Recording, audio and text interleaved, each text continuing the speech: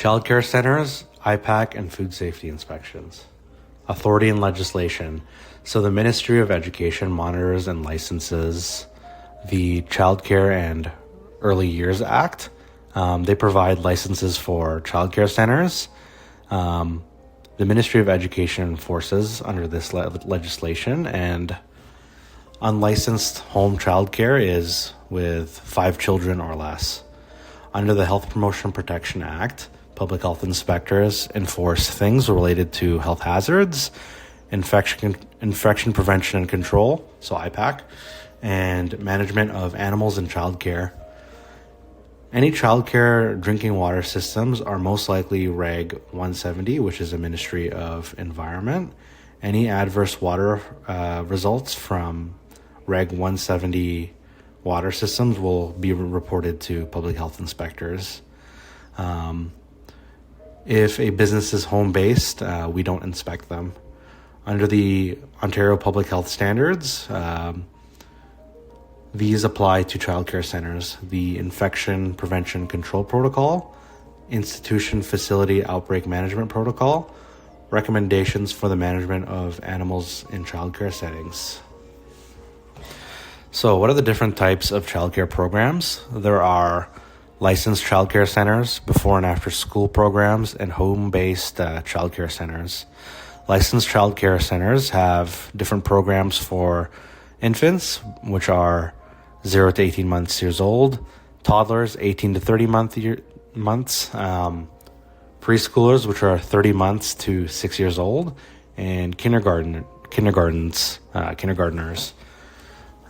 which are between the ages of 4 and 5. Before and after school programs are basically extended day learning, usually for junior kindergarten and senior kindergarten, or between the ages of 3 and 6 years old.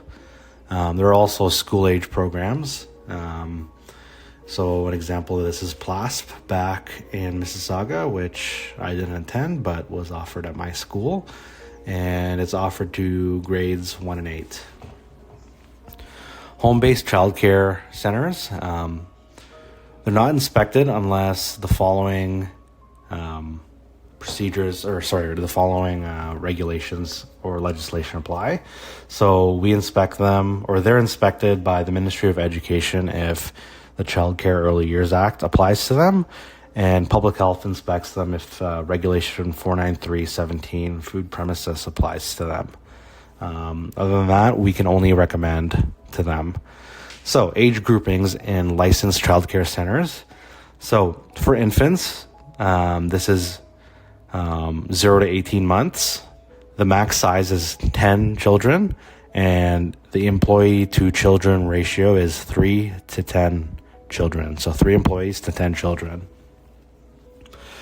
Toddlers, which are 18 months to 30 months, the max size is 15, and there should be 1 employee to 5 children. Preschool, which is 30 months to 6 years old, the max size is 24 children, and it's 1 employee to 8 children.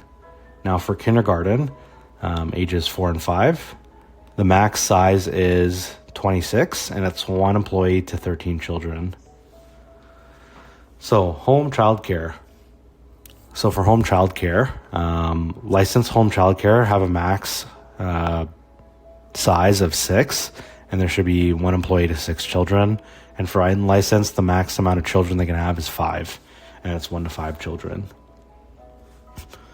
Other agencies involved with childcare. So public health only enforces matters about infection prevention control, so IPAC, food safety, and any response to adverse water quality incidents.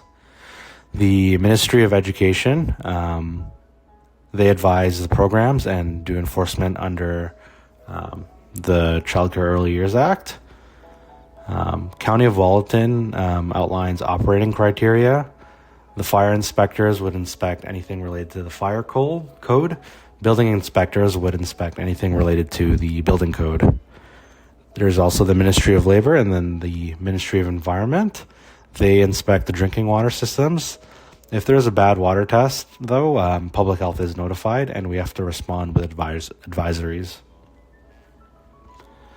So public health inspectors Our purpose is to audit their IPAC procedures.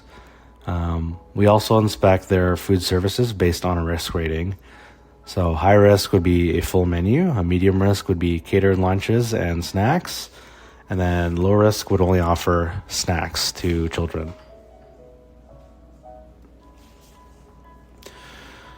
Before and after school programs. So again, this would be something like PLASP. They're usually located within the school, and the hours are 7:30 a.m. to the start of school, and then after school is 6 p.m.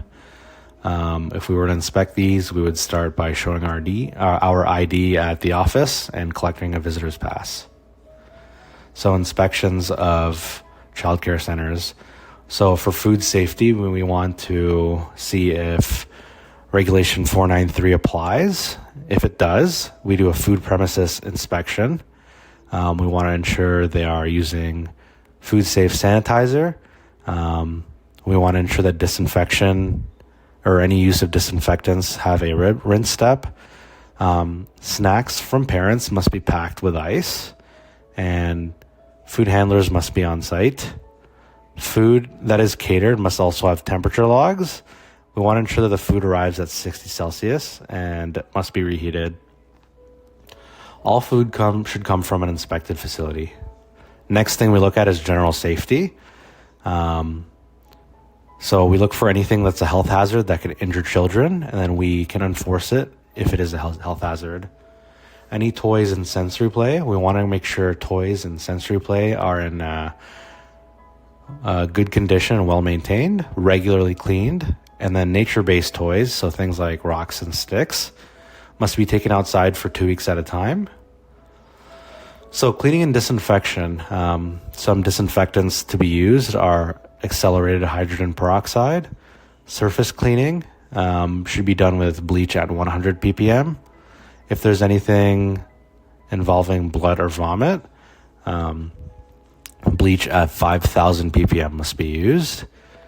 It's important to note that quat sanitizers don't kill norovirus, and for norovirus, we want to use intermediate level disinfectants. Floors, walls, and ceilings must be in good repair. Disinfectants must be diluted according to manufacturer instructions. Proper dilution and use of PPE must be followed. Appropriate contact times must be followed as well, and the disinfectants must be out of reach for children. So, outbreak management.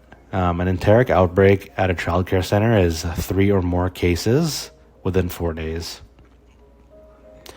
Personal items in childcare centers. So, children are allowed personal items, but they must be stored on cubbies and hooks that are labeled. Their personal items also must be labeled.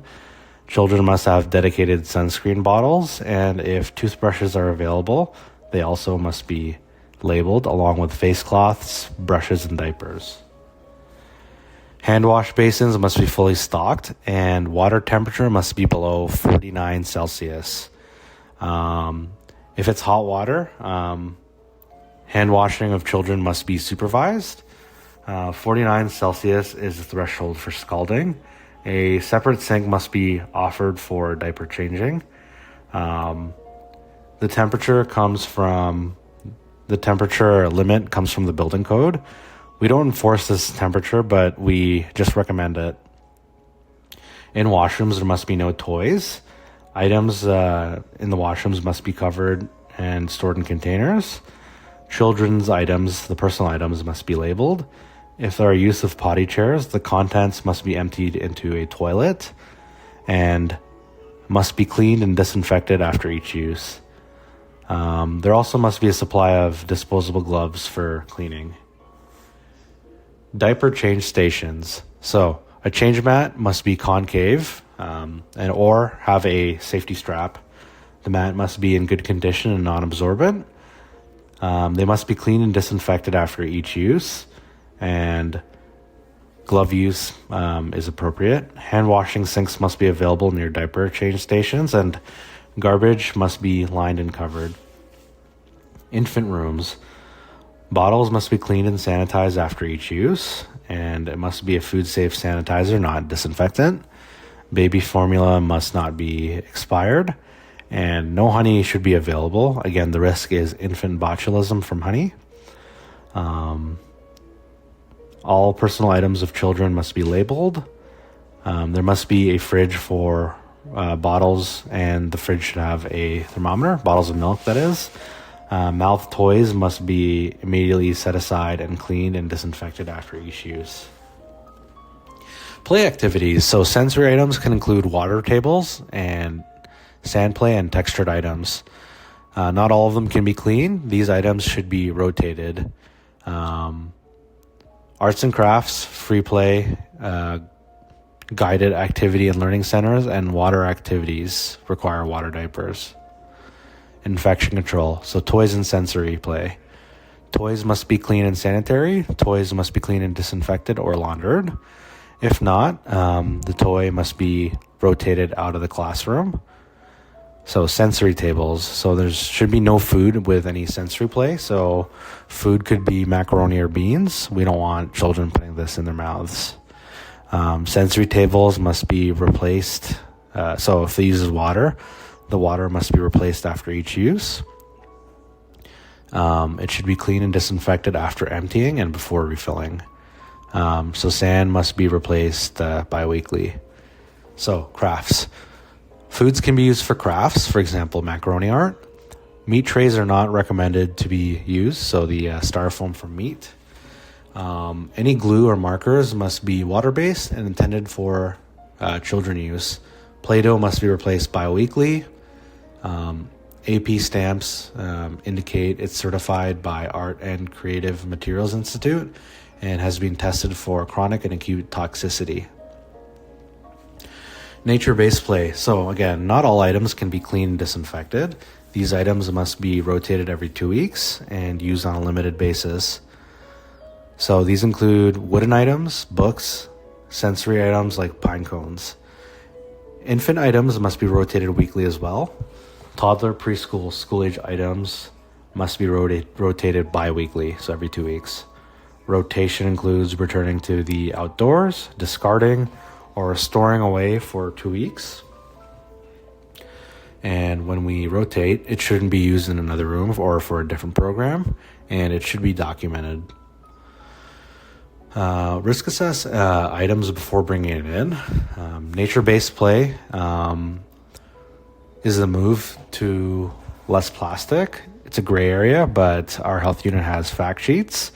We must take into account the risk of spreading disease directly or indirectly, and some of these nature-based items could be hazardous, so they could be sharp or jagged.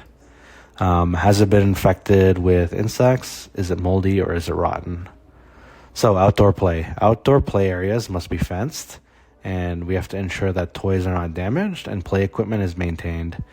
There should be no trip hazards, and any water activity needs the use of water diapers. So sandboxes in outdoor play.